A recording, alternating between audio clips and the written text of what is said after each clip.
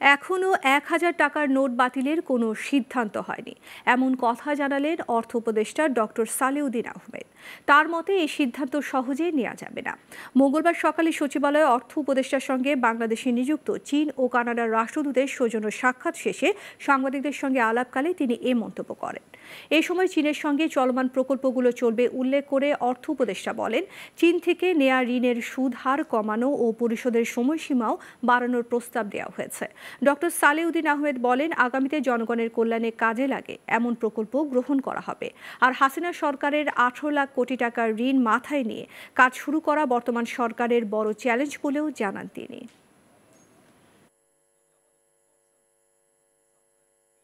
অনেকে আমার কাছে আসছে, এই ১,০০০ টাকা দিয়ে দেন, কোথায় রেখে দিচ্ছে, এইগুলো সহজে এই সমস্ত ডিসিশন নেওয়া যাবে না। অনেকগুলো আপনার অপচয় হয়েছে টাকা, এবং আমাদের শোধ করার কমিটমেন্ট আছে, এইগুলো আমাদের একটা বড় একটা সমস্যার সৃষ্টি করেছে। কিন্তু আমরা বলছি এটা দেখবো, যাতে অ্যাসিওর্ড হয় যে ভবিষ্যতে যে সমস্ত টাকা পয়সা আসবে সেগুলো কিন্তু মানুষের কল্যাণে ব্যবহার হয় এবং সুষ্ঠুভাবে ব্যবহার হয়, সময় মতো ব্যবহার হয়।